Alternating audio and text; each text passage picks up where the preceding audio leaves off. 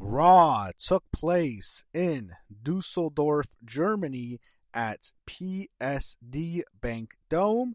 This was the second consecutive show to take place in Germany, the first being SmackDown, which took place in Berlin. As compared to that show, this Raw felt much smaller in scale to SmackDown, but that's to be expected as that show, SmackDown, took place in the capital. So we didn't necessarily get, a major world title change or anything like that. But I'll be honest, compared to last week's Raw, I actually got more enjoyment out of this show than the show that took place in Brooklyn last week, which was the 1 year anniversary since the Netflix debut and the first official Raw of 2026, a Stranger Things themed episode of Raw. I still believe, by the way. And that show was much bigger, much more hyped up than this show. But to be honest, I actually got more enjoyment for the most part out of this Raw, even though it was a much smaller show. So we had the new Women's Tag Team Champions, Rhea Ripley and Io Sky, opening the show. They celebrate their championship win from last week. Rhea talked first, then Io talked. Soon, they're interrupted by the hottest tag team of all time. I have to call them this. They're the tag team from heaven. Liv Morgan and Roxanne Perez. Oh my God. I don't want to talk like a goon or anything, but they're incredibly attractive. I don't know. They're different.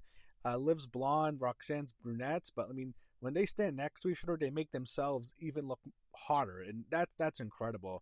I just have to point that out. They're the hottest tag team ever.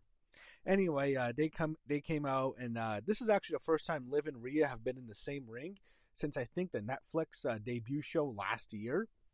So it's been a while, and Liv kind of referenced their rivalry, and then Bailey and Bailey and Lyra Valkyria interrupted them. They were out next, and fans serenaded Bailey as they always do in Europe. And then the Kabuki Warriors didn't make an entrance. They just kind of sneaked attack everyone in the ring. But then Rio and Io actually stood tall. They cleared the ring. And Rio, as they're known, actually, Monday Night Rio. That's how Rhea described them when they came out. They stood tall, and it led to a triple threat tag team match with all the other teams who got beat up by the champs for a number one contenders, and the winners would go on to face Rhea and Io at Saturday night's main event, which is on the 24th. So backstage, and I hate to sound like a gooner again, but Jackie Redmond wearing the hottest dress I've ever seen her wear. It's this really hot black dress that shows a lot of cleavage. And again, I don't want to sound like a gooner, but oh my God, some of the way these women look tonight. She's interviewing AJ Styles before his match against Gunther, and he's still upset at Gunther because he keeps disrespecting John Cena. Javon Evans was out next. Then we come back from break. Judgment Day's backstage. Finn Balor is playing the video game. I'm not sure if it's 2K25 or 2K26. I haven't played either one of them. I don't even know if 2K26 is out yet, to be honest. But Liv and Roxanne are trying to talk to him as he plays his game, and Liv gets very upset with him. And then we have back in the ring, we have Javon Evans taking on Bravo Americano. Yeah, this is definitely an international show when we have Bravo Americano wrestling on Raw. Javon Evans pick up the win after an OG cutter, or then which is the young OG, that's his nickname, OG Cutter. And I'm still pissed off what they did last week with Javon Evans, not having him appear on the show. How can they not? Even if the thing didn't air live, how could you not just show a replay segment of him officially signing his Raw contract last week? I mean, how could you just leave that out? If you don't follow WWE on social media, how the hell are you even going to know who this guy is, especially if you don't watch NXT? That's really annoying. Anyway, after the match, the heels surround him, but then Mr. Bouncy bounces off the announce desk and gets away, so the babyface retreats from the heels. Backstage, Adam Pearce is pissed off. He's telling Paul Heyman he will not tolerate Braun Breaker interfering in the Vision's match tonight. We see CM Punk heading to the ring. On the break, unfortunately, Jey Uso came out. He says nothing. It was during the break. I'm just thinking, is Jimmy allowed to travel overseas because of all his DUIs? Is that why he wasn't here? I don't know. CM Punk was out next. He briefly mentioned Cody, whose name got booed. So Germany really does not like Cody. They booed him on SmackDown. I guess mainly because he's the opponent of Drew. Then he talks about his next challenger, and that's when he's interrupted by Finn Balor, lol. He challenged Punk to a match next week in Belfast. I'm sure all you Finn Balor fans are finally excited. This year, 2026, is going to be his year. He's going to get his major push. The push you've been waiting for since he had to give up the Universal Championship at SummerSlam 10 years ago now.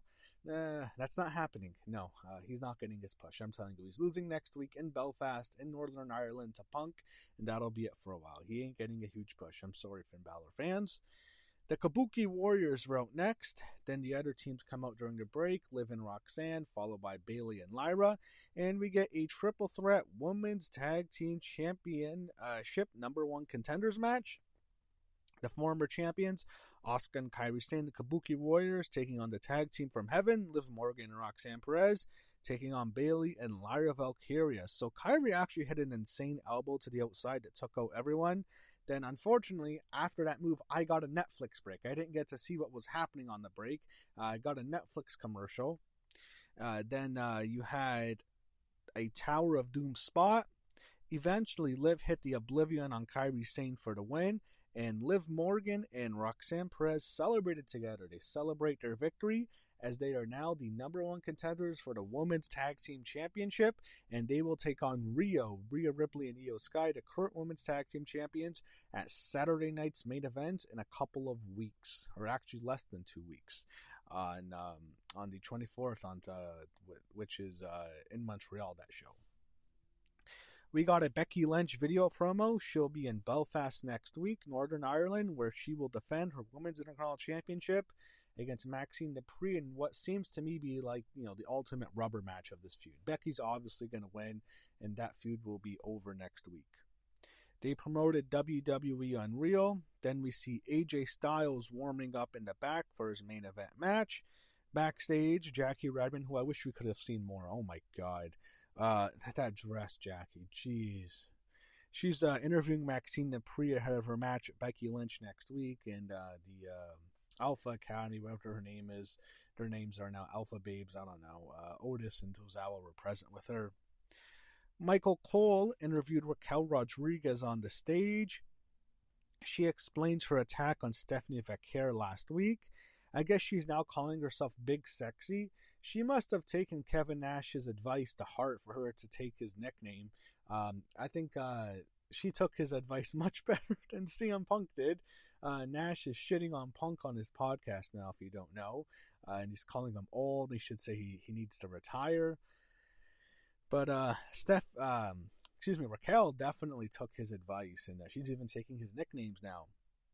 Stephanie Vaquer then comes out, and some trainers in the back and some agents have to hold her back. She's still limping in her walking boot. She was cutting a promo on Raquel to the camera, but that's when Raquel attacked her again, and then she took Stephanie's belt and she started whipping her with the title belt into her injured ankle. I actually thought this was a good angle here, and it makes Raquel look like, a real bitch here. Like this woman is mean. She's attacking poor Stephanie. It's getting sympathy on Stephanie Vaquer because everyone likes her. And I think they're doing well with Raquel right now, I have to say. She's doing well. She really is. Jey Uso is backstage. He's talking to Otis and Tozawa. They want a tag team title shot. Maxine encouraged them to go after the belts.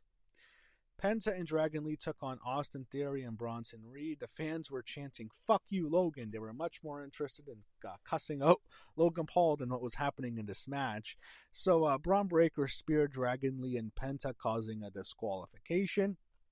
And then Adam Pearce gets in his face, and as he's yelling at Bronson Reed hits a tsunami, and then I think Braun Breaker hit a spear onto the other one, I think onto Penta, and that's when Adam Pearce gets in the ring, and he gets in Braun Breaker's face, and then Braun grabs him, pushes him against the turnbuckle, and then Division had to restrain Braun. This was a very good segment, and it shows you that they're going to push Braun Breaker to the moon. It says, I hate to use this comparison, but it kind of reminds you of Steve Austin and Vince McMahon. That's what they're going for here, and I think when he finally spears Adam Pearce, it's going to get a huge pop. So clearly the gas is behind Braun Breaker. I don't know if he's going to win the Rumble this year, but they're going all the way with him. And I just don't trust Adam Pearce in that Vince McMahon role. But to me, that's clearly where it says building up, and it just shows you if they're going to do a segment like this, they're pushing Braun Breaker to the moon. So Penta and Dragon Lee were in the doctor's office after the break. Javon Evans was checking on them. Then backstage, Adam Pearce gets in Braun Breaker's face again. He begins screaming at him, and then he suspends Braun indefinitely for putting his hands on the boss. Then he starts yelling at Paul Heyman, who claims that he put his hands on Braun first. So Paul doing his legal shtick, and I guess they're going to do the storyline. Maybe Adam Pearce gets suspended. I don't know how they're going to do this. They preview next week's show, which is in Belfast, Northern Ireland. Then we got an Obafemi video package, and they promoted NXT with him officially relinquishing the NXT Championship. And then AJ Styles is out next. We go to a break. After the break, Gunther is interviewed by the beautiful Jackie Redmond. I have to keep I have to really keep complimenting her on her dress because she just looked beautiful, absolutely stunning in that dress today. And Gunther rips into John Cena before he made his entrance. To be honest, they definitely booed when he called Cena a little bitch. He tapped like a little bitch, whatever. But when Gunther came out, it was mostly cheers in Germany. I guess that's to be expected. He's officially from Austria. And then we got our main event, AJ Styles against Gunther. This was a good matchup. To me, I wasn't really too into it because I knew the finish was so obvious of who was going to win. But there's definitely controversy in the finish, and it's done to extend the rivalry past this match, which it obviously will continue with the way this ended. So what happens is AJ has Gunther in the calf crusher, and it looks like Gunther taps so, but we really don't see it on the camera angle. AJ lets go of the submission hold, and then he celebrates, and he's asking the ref to raise his hand because he thinks he's won. But then the referee is talking to the timekeeper or the ring announcer, whoever, and he has his back turned to what's happening in the ring. AJ goes back to Gunther as he now knows the match isn't over, and that's when Gunther hits a low blow onto AJ Styles, and then he hits a power bomb and pins AJ 1, 2, 3, so he doesn't make him submit. That tells you the feud's going to continue. Gunther gets the win in Germany, but then they look at the replay, and it shows that Gunther clearly tapped out to AJ Styles on a different camera angle. The referee just didn't see it.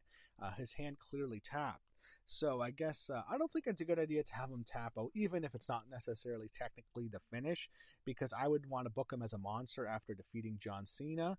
But that's where they're going here. I assume this is probably going to WrestleMania, where AJ puts his career on the line and he eventually loses to Gunther. I guess it'll be similar to when Shawn Michaels put his career on the line against The Undertaker at WrestleMania 26. I think that's where this is probably going, because I think this is going to be it for AJ. But that's how Raw ended. Gunther gets the win on AJ, and that was Raw from Düsseldorf, Germany. As I said, a much smaller show than the SmackDown show, which took place in the capital, Berlin. But I actually thought Raw this week was better than the opener, the first Raw of the year last week. I actually got more enjoyment out of this Raw than last week. And we'll see where they go next. And this is officially the end of WWE's tour in Germany, or mini tour. They're still in Europe for SmackDown and Raw. But this was the end of both SmackDown and Raw taking place in Germany. And we'll see what happens next as WWE continues on their European tour.